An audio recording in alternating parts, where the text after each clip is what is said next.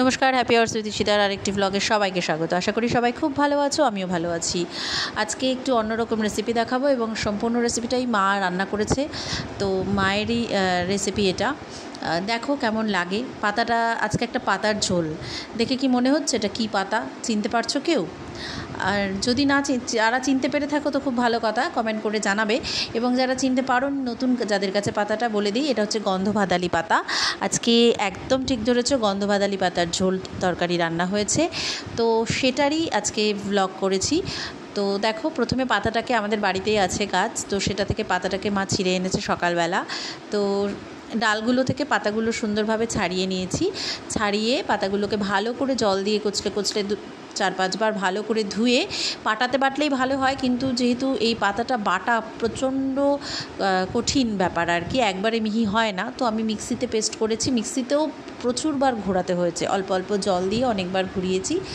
আর এরপরে পেস্ট হয়ে যাওয়ার পরে একটা পাত্রে জল গরম বসিয়েছিল মা, প্লেন জল, খাওয়ার জল যেটা আমরা ঝোলে রান্না করি, রান্নার জল বসিয়েছিল। এবারে জলটা পুরো ফুটে যাওয়ার পরে তারপরে এখানে যে পেস্টটা তৈরি করে রেখেছিলাম সেটা মা দিয়ে দিয়েছে। দিয়ে এবার প্রচণ্ড পরিমাণে এটাকে ফোটাবে মা, তো সেইভাবেই ফোটাচ্ছে।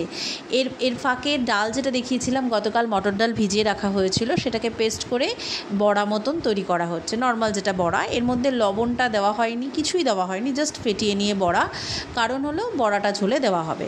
এবার আমাদের গাছেরই মটর, মানে গাছেরই হচ্ছে মিষ্টি কুমড়ার ডাঁটা, মিষ্টি কুমড়া আছে, মিষ্টি কুমড়ার ডাঁটা নিয়ে তাই মা কাটতে গেছে। পুকুর পাড়ে গাছটা হয়েছে। এর আগে মিষ্টি কুমড়ার ডাঁটা দিয়ে অনেক রেসিপি দেখিয়েছি, অনেক কিছু খেয়েছি, সেটাই তোমাদের দেখিয়েছি।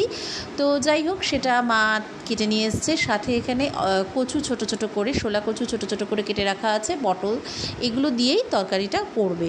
আর পেঁয়াজ, লঙ্কা, শুকনো লঙ্কা, কাঁচা লঙ্কা, শুকনো লঙ্কা, 2 রকমেরই লঙ্কা রয়েছে এখানে। এবার সব মোটামুটি রেডি, হাতের কাছে হয়ে রয়ে গেছে। এবারে কড়াইতে তেল গরম করেছে, অল্প তেল দেখতে পাচ্ছ, পরিমাণ মতন। আরও কেউ চাইলে অল্প দিতে পারো, আর একটু বেশি চাইলেও কেউ দিতে পারো। তো এরকম পরিমাণ মতন দেওয়া হয়েছে তেল। সর্ষের তেলটা যখন পুরো গরম হয়ে গেল, তারপর অবশ্যই সর্ষের তেলে করবে, ওইসব সাদা তেল বা কিছুতে মনে হয় না সেই টেস্টটা আসবে। এবারে গরম হয়ে যাওয়ার পরে শুকনো লঙ্কা দিয়ে দিল। শুকনো লঙ্কা মোটামুটিভাবে ভাজা ভাজা হয়ে গেলে পেঁয়াজ কুচি যেটা করে রাখা ছিল সেটাও দিয়ে দেওয়া হলো। এবার পেঁয়াজ কুচি, শুকনো লঙ্কা সবটা দিয়ে ভালো করে ভাজতে হবে। আচ্ছা, বলে রাখি যে মা যেটা বললো, এটা যেহেতু আগে দেখলে গরম জলের মধ্যে, পুরো ফুটন্ত জলের মধ্যে পেস্টটাকে দিয়ে ফোটানো হলো, কারণ সবাই যারা গন্ধবাদালি খেয়েছো, গন্ধবাদালি বড়া তো আমি আগেও খেয়েছি, এই তরকারিটা আজকে প্রথম খাবো, মানে করেছে মা। তো এবারে ওটা কারণ, বেশি ফোটানোর কারণ হলো একটাই, যে গন্ধটা অনেকটাই নাকি চলে যায়। সত্যি সত্যিই তাই দেখলাম, রান্নাটা হওয়ার পরে সেই যে একটা বিটকেল গন্ধ সেটা চলে গেছে। তো এরপরে এখানে পেঁয়াজ আর লঙ্কাগুলো ভালো করে ভাজা হয়ে যাওয়ার পরে ওই যে সবজিটা কাটা ছিল সেটা দিয়ে দেওয়া হলো। সেটা দিয়ে আরেকটু ভালো করে নাড়াচাড়া করে একটু লালচে লালচে হওয়ার পরে যে কুমড়োর ডাঁটাটা রয়েছে, ডাঁটাগুলো আগে এবার দিয়ে দেওয়া হবে। এবার সেই কারণ ডাঁটাগুলো যেহেতু একটু মানে থাকে, ভাজলে ভালো। পাতাটা আগে দেওয়া হচ্ছে না, কারণ পাতাটা তো মিলে যায়। তো সেই মতন করে ডাঁটাগুলো দিয়ে ভালো করে এটাকে নাড়াচাড়া করে নিতে হবে। তো আস্তে আস্তে করে ভাজা হোক। বলে রাখি যে এই ঝোলটার বা গন্ধবাদলের অনেক উপকারী আছে, অনেকেই হয়তো জানো, আর যারা জানো না বলে দেই, খুব মুখের রুচি আনে, পেট পরিষ্কারও করে, রক্ত হয়, অনেক রকমের উপকার। এবার ভালো করে দিয়ে আর আমার একটা এখানে ভুল হয়ে গেছে, সেটা হচ্ছে আমি তখন ভিডিওটা, মানে মোবাইলটা ধরে রেখেছি, যে অন করিনি, বুঝতে পারিনি। এর ফাঁকেই এখানে ভাজা ভাজা হয়ে যাওয়ার পরে এখানে মা হলুদ দিয়ে দিয়েছে এবং আদা জিরা বাটা দেওয়া হয়েছে। এবারে পরিমাণ মতন, মানে স্বাদ মতন লবণ দেওয়া হবে। এবার সেই স্বাদ মতন মা লবণ দিয়ে দিচ্ছে। দিয়ে এবার আরও ভালো করে নাড়া হবে, যাতে জিনিসটা ভালো করে মশলাটাও কষে যায়। লবণটা একটুখানি মনে হলো যে আর একটু লাগবে, তাই মা আর একটু সামান্য পরিমাণে, অল্প একবারে একটুখানি দিয়ে দিল, যেহেতু ঝোলটা অনেকটাই।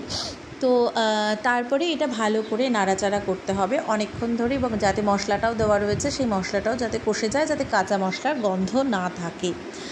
তো ভালো করে নাড়াচাড়া হয়ে গেল। ভালো করে ভাজার পর এরপরে যে পাতাটা বাকি ছিল, যেটা প্রথমে তখন দেওয়া হয়নি, এবারে পাতাটা দিয়ে দেওয়া হলো।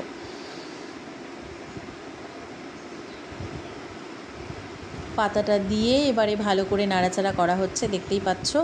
ভালো করে মশলার সাথে পাতা সব একসাথে বেশ সুন্দরভাবে মিশে যাওয়ার পরে এখানে জলটা যেটা ফুটিয়ে রাখা হয়েছিল সেটাকে, যেহেতু দেখা গেল যে পাতাগুলো তবুও ভালো মানে পরিমাণে মিহি হয়নি, মানে সেদ্ধ হয়ে গিয়েছে, তো সেটাকে ছাঁকনিতে আলাদাভাবে ছেঁকে নেওয়া হয়েছিল। ছেঁকে সেই স্টকটা যেটা বেরিয়েছে সেই জলটা দিয়ে দেওয়া হলো, দিয়ে এরপরে ভালো করে ফুটতে দেওয়া হবে। তারপরে ফোটা হয়ে গেলে তারপরে যে বড়াগুলো তৈরি করে রাখা হয়েছিল সেটাও দিয়ে দেওয়া হবে। তো এটাকে এখন কিছুক্ষণ সময় ফুটতে দেওয়া হোক। দেখতেই পাচ্ছ পুরো ফুটে গেছে, টকবক করে ফুটছে।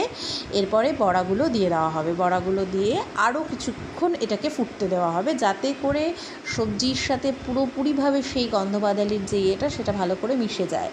তো ভালো করে ফুটিয়ে কিছুক্ষণ ভালো করে ফুটিয়ে দেখা হবে। মোটামুটিভাবে হয়ে গেলে তোমরা বুঝতেই পারবে হয়ে গেছে। তো রেডি হয়ে গেছে আমাদের গন্ধবাদালি পাতার ঝোল বড়া দিয়ে। সবাই বাড়িতে করে খেয়ে দেখবে, এটা ভীষণ উপকারী। খেতে হয়তো খুব একটা গন্ধ লাগতে পারে বা কিছু, কিন্তু খুব ভালো মানে শরীরের পক্ষে ভীষণ ভালো। সবাই ভালো থাকবে, সুস্থ থাকবে, সাবধানে থাকবে। লাইক, কমেন্ট, শেয়ার করতে ভুলবেন না। জানাবে কেমন